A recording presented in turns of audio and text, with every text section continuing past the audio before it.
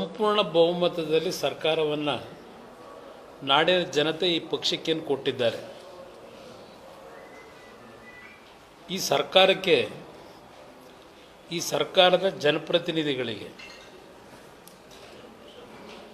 ಜನಪರವಾದಂಥ ಕೆಲಸಗಳನ್ನು ಮಾಡಿ ಅಂತ ಅಧಿಕಾರ ಕೊಟ್ಟಿದ್ದಾರೋ, ಇಲ್ಲ ರಾಜ್ಯದಲ್ಲಿ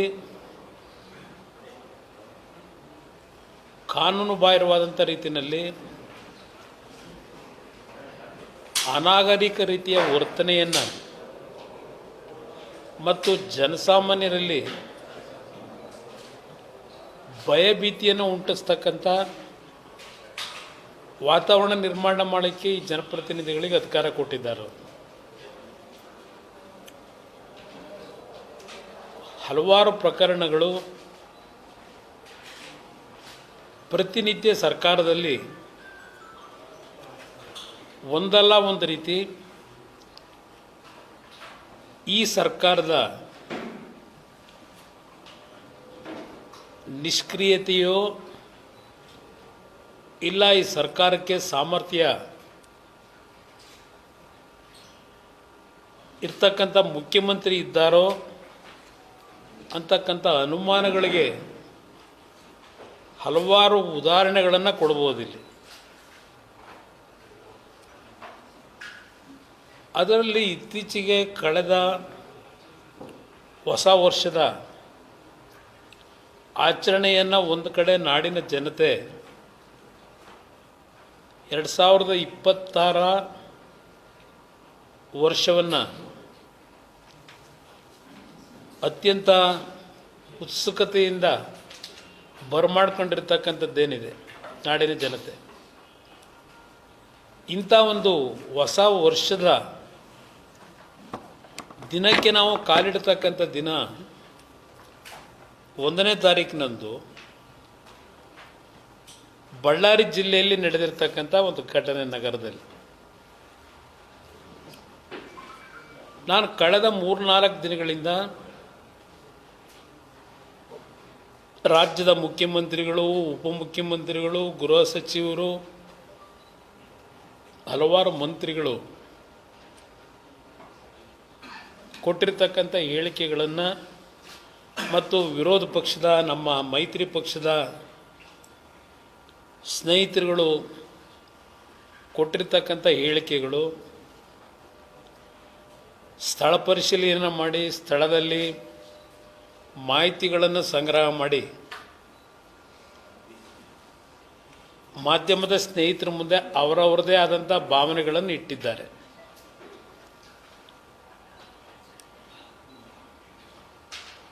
ಇಲ್ಲಿ ಈ ಘಟನೆಗೆ ಕಾರಣ ಒಂದು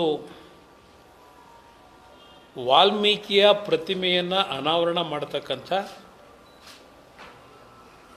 ಒಂದು ಹಿನ್ನೆಲೆ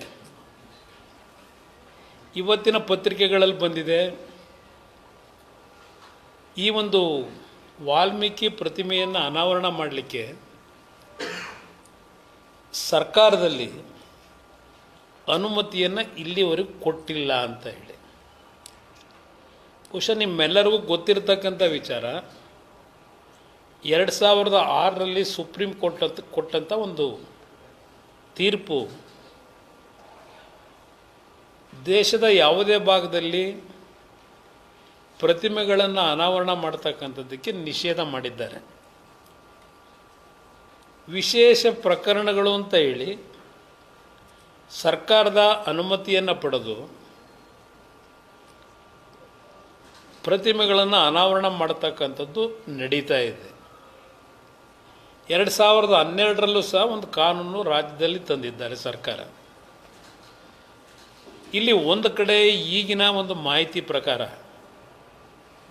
ಇವರು 3ನೇ ತಾರೀಕಿನಂದು ಈ ಪ್ರತಿಮೆಯ ಅನಾವರಣ ಮಾಡ್ತಕ್ಕಂಥ ದಿನಾಂಕ ಏನು ನಿಗದಿ ಮಾಡ್ಕೊಂಡಿದ್ರು, ಸಂಘಟನೆಗಳು ಇಲ್ಲ ಕ್ಷೇತ್ರದ ಶಾಸಕರ ಒಂದು ಆಸೆಯೋ 3ನೇ ತಾರೀಕಿನಂದು ನಿಗದಿ ಮಾಡ್ಕೊಂಡಿದ್ರು ಅಂತಕ್ಕಂಥದ್ದು ಮಾಧ್ಯಮದಲ್ಲಿ ಕಾಣ್ತಾ ಇದ್ದೇನೆ.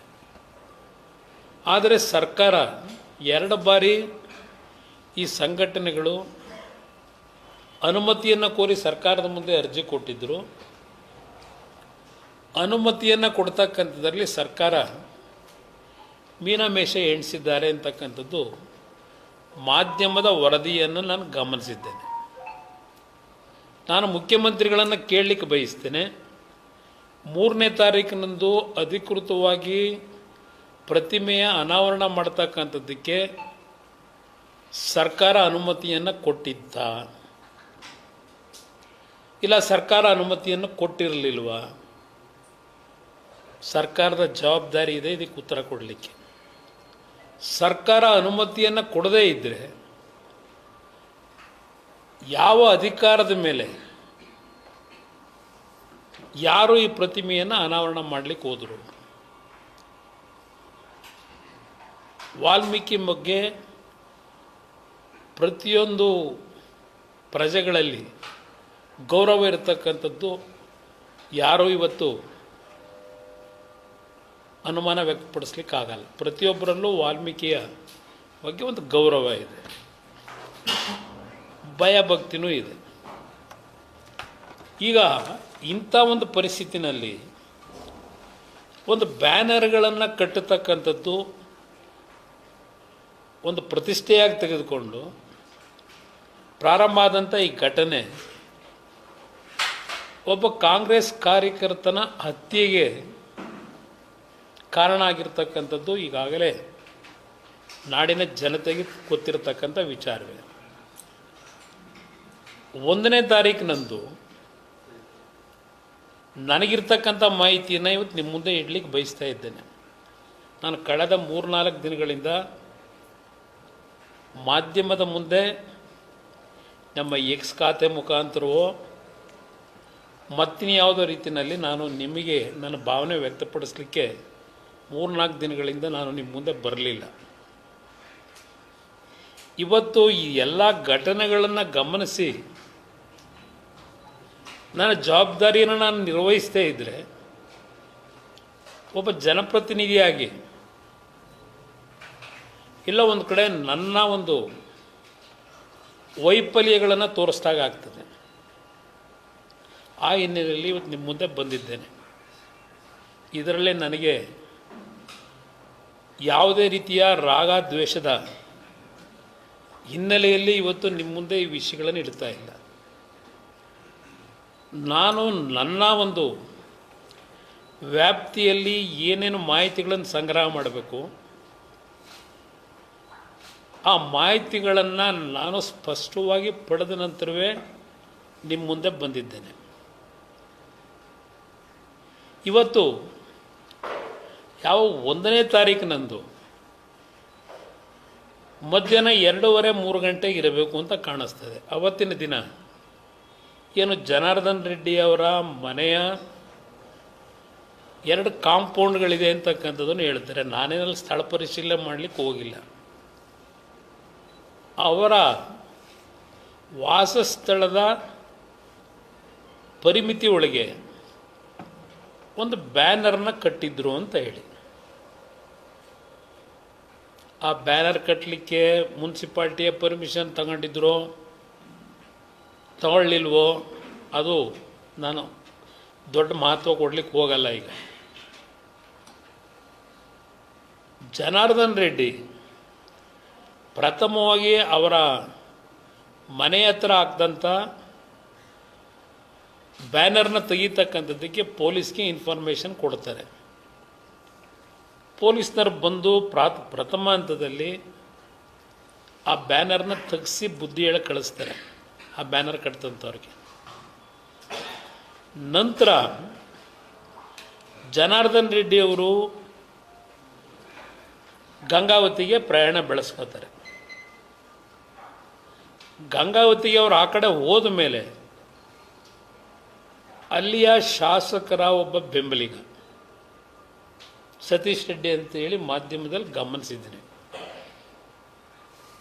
ಅವನು ಅವನ ಜೊತೆಯಲ್ಲಿ ಒಂದು 10-12 ಜನ ಅವನ ಬೆಂಬಲಿಗರು ಜನಾರ್ದನ್ ರೆಡ್ಡಿ ಮನೆ ಮುಂದೆನೇ ಚೇರ್ ಹಾಕೊಂಡು ಮತ್ತೆ ಇನ್ನೊಂದು ಬ್ಯಾನರ್ ಕಟ್ಟಿಸ್ತೀನಿ, ಯಾರು ಬರ್ತಾರೆ ನೋಡ್ತೀನಿ ಅಂತ ಹೇಳಿ 10-12 ಜನ ಕರ್ಕೊಂಡೋಗಿ ಕೂತ್ಕೊತಾನೆ ಮನೆ ಪರಿಮಿತಿ ಒಳಗೆ.